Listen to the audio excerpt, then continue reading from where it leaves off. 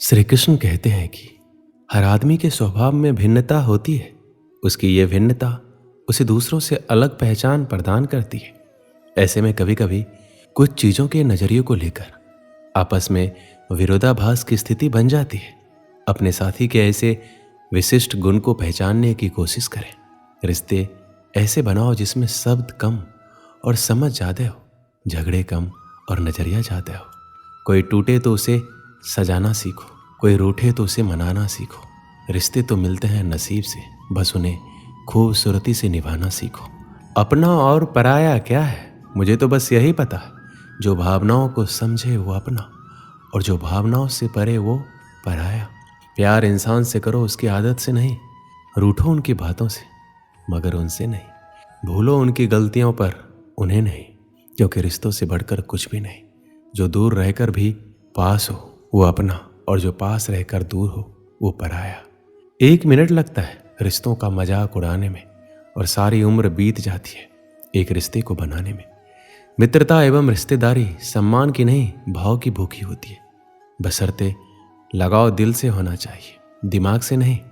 दुनिया का सबसे बेहतरीन रिश्ता वही होता है जहां एक हल्की सी मुस्कुराहट और छोटी सी माफी से जिंदगी दोबारा पहले जैसे हो जाती है। सख्त हाथों से भी फिसल जाती है कभी नाजुक उंगलियां। रिश्ते जोर से नहीं, प्यार मोहब्बत से पकड़े जाते हैं। रिश्ते कभी जिंदगी के साथ साथ नहीं चलते। रिश्ते एक बार बनते हैं और फिर जिंदगी रिश्तों के साथ साथ चलती है। रिश्तों में अपनेपन की भावना के खातिर ही व्यक्ति एक दूसरे पर मर मिटने तक को तैयार हो जाते हैं। एक माँ के अंदर प्रारंभ से ही अपने बच्चे के प्रति बेहद अपनेपन की भावना कायम हो जाती है। उसे अपना बच्चा सारी दुनिया से प्रिय एवं सुंदर लगता है। करीबी रिश्तेदारों से व्यक्ति अक्सर अपने मन की वो सभी बातें करते हैं जिन्हें वो अन्य व्यक्तियों से नहीं कर सकते। रिश्तेदार और परिवार व्यक्ति के बुरे समय में साथ खड़े होते हैं। ऐसे में एक अकेले व्यक्ति की पीड़ा पूरे परिवार और रिश्तेदारों की पीड़ा बन जाती है। वो एकजुट होकर मुसीबत से लड़ते हैं और मुसीबत को दूर भगाकर कामयाबी पाते हैं। खुशियों की तलाश में हम इधर से उधर भागते रहते हैं। खुशियों की तलाश में हम कभी लोगों का पीछा करते हैं और फिर कभी चीज़ों का। हमारी पसंद नापसंद, लालच और कई सुविधाओं की चाह भी हमारे खुशियों के रास्ते में आते रहती है, और हम टेढ़े मेढ़े रास्तों पर दौड़ते रहते हैं। हमें लगता है कि सुख, सुविधा और धन का होना ही खुशियाँ हैं। हम अपनी खुशियाँ अपने अंदर नहीं बल्कि बाहर उन चीज़ों और लोगों में ढूंढते हैं जो सिर्फ 2 पल की खुशियाँ देकर गायब हो जाते हैं। पैसे और सुख सुविधाओं के साथ आप खुश हो सकते हैं, लेकिन आप लंबे समय तक खुश नहीं रह सकते। खुश रहने के लिए आपको सरल और साधारण होना पड़ेगा। जब आपका मन बिना किसी वजह और बिना किसी जरूरत के खुश रहने लग जाएगा, उस दिन आप सरल बन जाएंगे। श्री कृष्ण कहते हैं कि खुश होना सरल है, लेकिन सरल होना मुश्किल है। श्री कृष्ण कहते हैं कुछ दिल के रिश्ते सरेआम नहीं होते, सिर्फ महसूस किए जाते, परंतु उनके नाम नहीं होते। रिश्ते हम एक दूसरे पर भरोसा करने और विश्वास करना सिखाते हैं। जब हमें खुद पर भरोसा होता है तो हम अपने जीवन में हर मुश्किल का सामना कर सकते हैं और हर कुछ पा सकते हैं और अपने सपनों को हासिल कर सकते हैं। हमारे रिश्तों को याद रखना महत्वपूर्ण है, क्योंकि वो हमें जोड़े रखते हैं और हमें अलग होने से रोकते हैं। किसी भी रिश्ते में, जैसे कि आपकी बहन, भाई, माता पिता और रिश्तेदारों के साथ, रिश्तों को मजबूत बनाना चाहिए। हमें हरदम एकजुट रहना चाहिए ताकि हम मुश्किल हालात में हार ना माने। एक रिश्ते में दुनिया आती जाती रहती है, फिर भी दोस्ती दिलों को मिला देती है। वो दोस्ती ही क्या जिसमें नाराजगी ना हो, पर सच्ची दोस्ती दोस्तों को मना ही लेती है। अंत का जश्न मनाए, क्योंकि वो नई शुरुआत से पहले होते हैं। ये एक अच्छा संकेत है। टूटे हुए दिल का होना इसका मतलब है कि हमने किसी चीज़ के लिए प्रयास किया है। यदि यह तुम्हें नष्ट कर रहा है तो ये प्रेम नहीं है। ये खराब रिश्ता आपको उस समय की तुलना में अधिक अकेलापन महसूस कराएगा जब आप अकेले थे। रिश्ते खून के नहीं होते, रिश्ते एहसास के होते हैं। अगर एहसास हो तो अजनबी भी अपने होते हैं, और अगर एहसास ना हो तो अपने भी अजनबी हो जाते हैं। केवल उन पर भरोसा करें जो आप में निम्न 3 बातें देख सकें: आपके हंसी के पीछे का दर्द, आपके गुस्से के पीछे का प्यार, आपके खामोशी के पीछे का कारण। रिश्ते कांच की तरह होते हैं, टूट जाए तो चुभते हैं। इन्हें संभाल कर हथेली पर सजाना, क्योंकि इन्हें टूटने में 1 पल और बनाने में बरसों लग जाते हैं। कोशिश करो कि कोई तुमसे ना रूठे, जिंदगी में अपनों का साथ ना छूटे। रिश्ता कोई भी हो उसे ऐसे निभाओ कि उस रिश्ते की डोर जिंदगी भर ना टूटे। रिश्ते हमेशा तितली जैसे होते हैं, जोर से पकड़ो तो मर जाते हैं, छोड़ दो तो उड़ जाते हैं, अगर प्यार से पकड़ो तो अपना रंग छोड़ जाते हैं। किसी भी रिश्ते को तोड़ने से पहले एक बार अपने आप से जरूर पूछना कि आज तक उस रिश्ते को क्यों निभा रहे थे। किसी भी मोड़ पर अगर हम बुरा लगे तो जमाने को बताने से पहले एक बार हमें जरूर बता देना। पूरी दुनिया की सबसे खूबसूरत जोड़ी मुस्कुराहट और आंसू है। इन दोनों का मिलना मुश्किल है, लेकिन जब ये दोनों मिलते हैं तो वो पल सबसे खूबसूरत होता है। अग्नि क्या करती है? जलाती है, फिर चाहे वो लकड़ी हो, कोयला हो, वस्त्र हो या जो भी आप अग्नि में डालोगे वो भस्म हो जाएगा।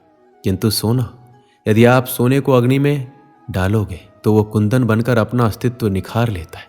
यदि आप लोहे की ताप दो तो वो फौलाद बन जाता है। क्यों होता है ऐसा? क्योंकि उनके भीतर की अग्नि उनको जलाने वाली अग्नि से अधिक तीक्ष्ण होती है। ये अग्नि है पवित्रता की। यदि आपका निश्चय दृढ़ है, आपके विचार पावन है तो कुंदन बनकर निकलेगा, फौलाद बनकर निखरोगे, भीतर से बल पाओगे और कोई आपके साथ अनिष्ट नहीं कर पाएगा। नदी का जल मीठा होता है, सागर का जल खारा और किसी नाले का जल दुर्गंध से भरा। क्यों? नदी का जल मीठा होता है क्योंकि वो सबको जल देती है। सागर जल लेता है इसलिए खारा होता है और नाला उसका बहना रुक जाता है और इसी कारण से वो दुर्गंधपूर्ण हो जाता है, किसी काम का नहीं रहता। हमारे जीवन में कुछ ऐसा ही होता है। यदि नदी की भांति जीवन में कुछ देना सीखो तो जीवन में मिठास बनी रहेगी। यदि सागर की भांति बांटने के स्थान पर केवल संचय करते रहो तो मन में खटास बढ़ती रहेगी।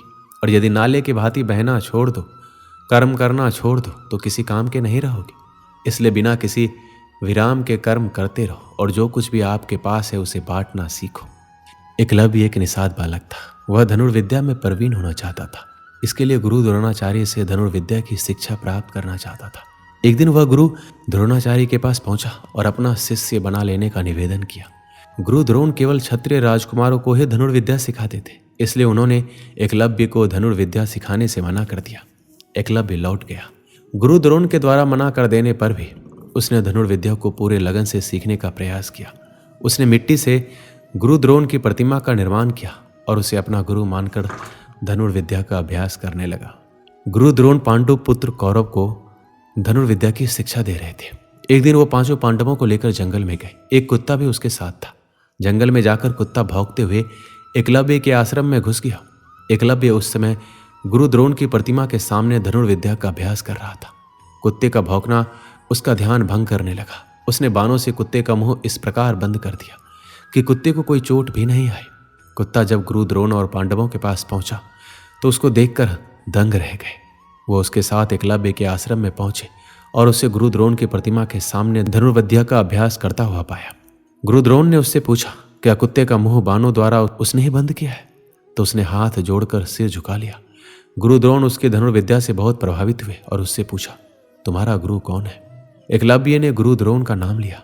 गुरु द्रोण चकित रह गए। उन्होंने कहा, मैंने तो तुम्हें कभी धनुर्विद्या नहीं सिखाई, तो मैं तुम्हारा गुरु कैसे हुआ? एकलव्य ने उन्हें बताया कि वह निषाद पुत्र है, इसलिए गुरु द्रोण ने उसे धनुर्विद्या की शिक्षा देने से मना कर दिया था। लेकिन वह निराश नहीं हुआ और गुरु द्रोण की प्रतिमा को गुरु मानकर अभ्यास करने लगा। इसलिए उसके गुरु द्रोण ही है और जो कुछ भी सीखा है उनके ही सानिध्य में सीखा है। गुरु द्रोण एकलव्य की लगन देखकर प्रभावित हुए, किंतु वो जान गए कि एकलव्य एक महान धनुर्धर है। वह अर्जुन से भी श्रेष्ठ है और गुरु द्रोण अर्जुन को सर्वश्रेष्ठ धनुर्धर बनाने का वचन दे चुके थे। इसलिए उन्होंने एकलव्य से कहा, तुम्हारे अनुसार मैं तुम्हारा गुरु हूं, तो तुम्हें मुझे गुरु दक्षिणा देनी चाहिए। एकलव्य ने कहा, गुरुवर आप जो कहें, मैं गुरु दक्षिणा देने को तैयार हूं। गुरु द्रोण ने गुरु दक्षिणा में एकलव्य से उसका अंगूठा मांग लिया। किसी भी धनुर्धर के लिए अंगूठा अत्यंत महत्वपूर्ण होता है। उसकी ही सहायता से वह धनुष बाण चला पाता है। गुरु द्रोण के अंगूठा मांगने के पीछे की मंशा ये थी कि एकलव्य अर्जुन से अच्छा धनुर्धर ना बन पाए।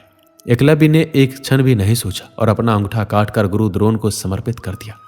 उसके बाद वह बिना अंगूठे के ही धनुर्विद्या का अभ्यास करने लगा और उसमें भी निपुण हो गया। इस कहानी से हमें यही सीख मिलती है कि समर्पण, लगन और दृढ़ निश्चय किसी भी परिस्थिति में सफलता प्राप्त करने के महत्वपूर्ण तत्व होते हैं। जब हम किसी लक्ष्य की ओर बढ़ते हैं तो समर्पण हमारे मन और शरीर को एक मानसिकता में लाता है, जिससे हम विफलता के डर से मुक्त होते हैं और हमारी ऊर्जा एकजुट होती है। लेकिन ये दर्शाती है कि हमें अपने लक्ष्य की प्राप्ति के लिए अपनी सारी मेहनत और उम्मीद लगानी चाहिए। यदि हम सिर्फ अपने लक्ष्य की ओर सिर ही फेर देते हैं तो हमारे सपने कभी हकीकत नहीं बन सकते। इसके साथ ही दृढ़ निश्चय भी महत्वपूर्ण होता है। जब हम दृढ़ निश्चय से काम करते हैं तो हमारी संघर्षपूर्ण शक्ति बढ़ती है और हम किसी भी मुश्किल से निराश नहीं होते। जीवन में सफलता पाने के लिए समर्पण, लगन और दृढ़ निश्चय के साथ मेहनत करना आवश्यक होता है, चाहे हमारा लक्ष्य कितना भी मुश्किल क्यों ना हो। दोस्तों, इस वीडियो में बस इतना ही। मिलते हैं अगली वीडियो में। अपना ख्याल रखिएगा। जय श्री कृष्ण।